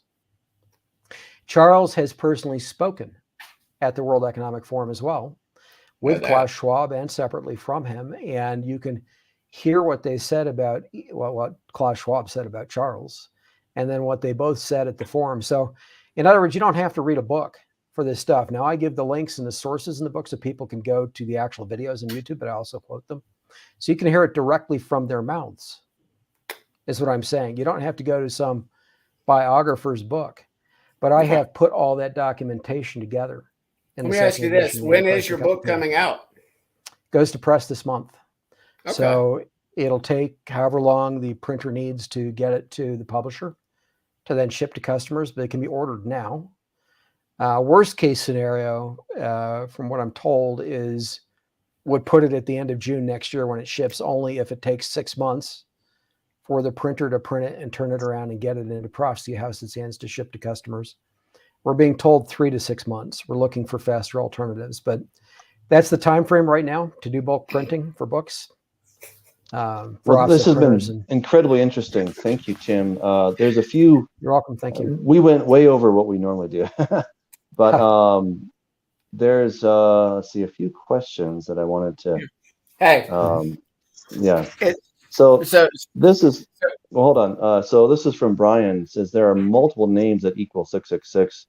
Maitreya, Lepetos, Nero, for it's one of the claims. And then he makes a follow-up comment. Gematria is a slippery slope. It shows things that aren't biblical as good depending on how we interpret it. I mean, Lucifer and Jesus are the same number, and no one is going to convince me that's good. So I would agree that I think Gematria is very unreliable, and what you showed about the whole thing of Birmingham, that was phenomenal. The thing about Gematria, I know. Look, I think a lot of Gematria is garbage in, garbage out, quite frankly. And well, it is, but this isn't the typical Gematria, so I want to answer that. I looked at it. I looked in your website, and the problem here is that there's no ch in Hebrew, right? There's a ts. All right, so it comes out it's Charles instead of Charles, right? So I don't think Charles is his name. Well, again, that's based on the spelling in the press. Well, so you have to transliterate. You have to transliterate Charles, but you can't, and that's how they're representing it. Well, no, I know. Okay, you're right. But let me make 2 points on that. One is we're dealing with 2 different languages, really 3 when you include Greek. So the system to do the calculation is identified in the Greek text from which the English is translated. So in other words, the New Testament, the inspired New Testament, is originally in Greek. And now we, being English speakers, are typically reading from an English translation. If we go to the received text or the Textus Receptus or majority text, any of those, you'll find that in the Greek text, the number 666 is not written out in the form of Greek words. Instead, it's written with 3 Greek letters, 1 letter for 600, a second for 60, and a third for 6. The fact that it's given that way in the underlying Greek text, and then they translate it into English as 666, actually identifies the system we're supposed to do the calculation on. Historically, that system was derived from the Hebrew language, which had 22 glyphs. Hebrew does, fewer characters than Greek and English, in other words. And the original Hebrew system cuts off at 400. They expanded it to include 500 through 900 in Greek, and then they included 600 as one of those 3 characters in the Greek text of Revelation 13:18. So it's a sequential system. The way that it was transferred to the Greek language historically by whomever did that, and I presume it was Israel's scribes probably in the 2nd century BC, I don't know, but whoever did it, that's what was later used in the inspired Greek text to identify the system to use. It was transferred sequentially, not phonetically, to the Greek, and that's a very important point. That means we can take the same system and we can transfer it sequentially. In other words, the original numbers of the original Hebrew system, we can transfer them sequentially to any language. And then we can do the calculation of a name or a word in that language natively without translation. If we're dealing with a name, we don't have to translate if it's in that language. So in this case, the title Charles, Prince of Wales or Prince Charles of Wales, it doesn't matter how you order the words or the letters.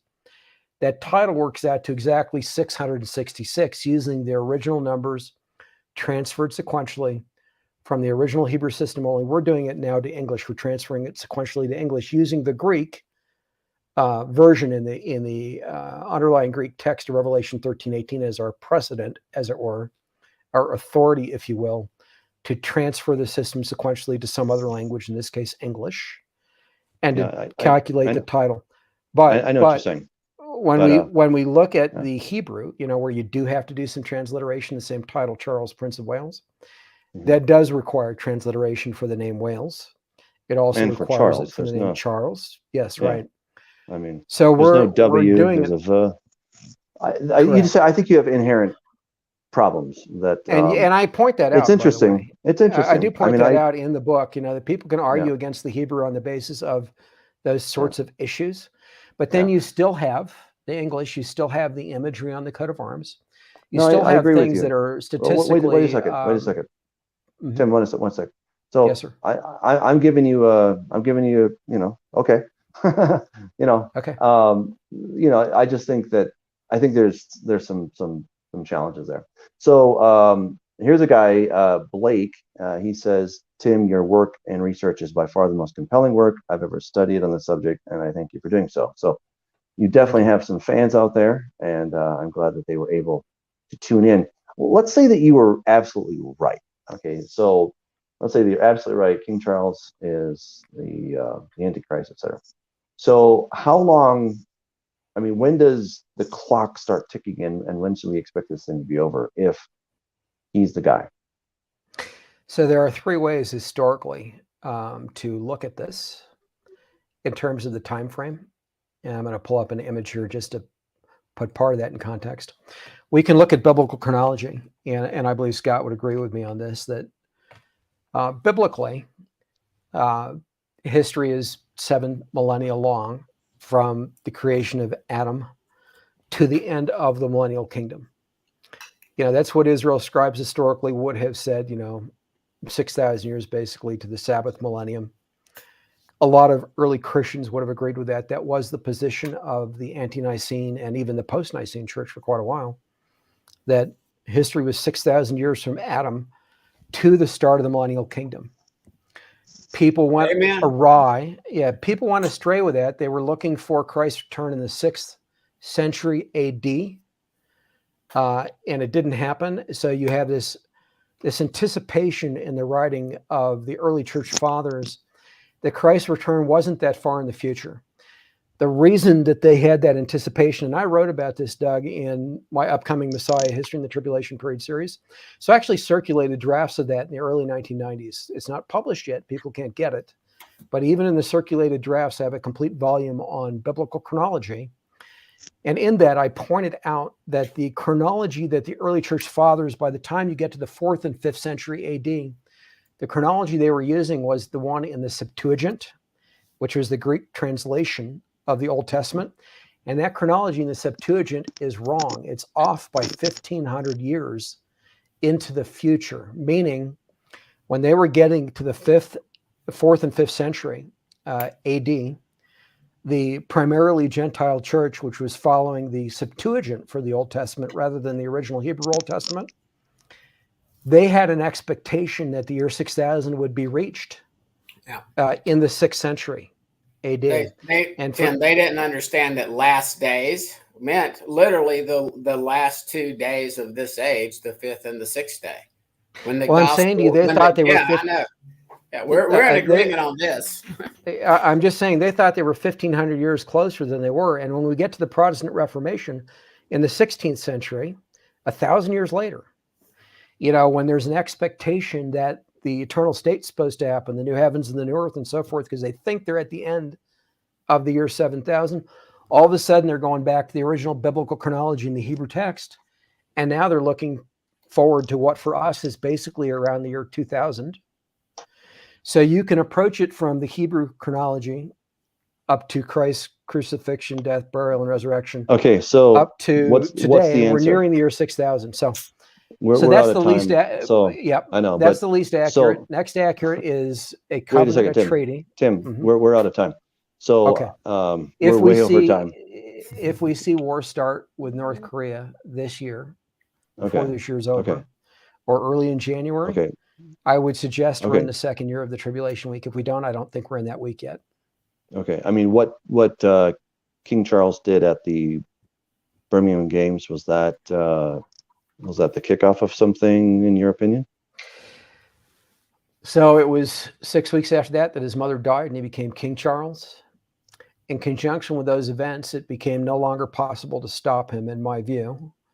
And Okay. I felt a change in the Holy Spirit with the Birmingham event before his mother died, basically indicating to me, and this is how I've taken it, that we've passed the threshold of where he can be stopped, humanly speaking. He's no longer prosecutable, for example, for any crime.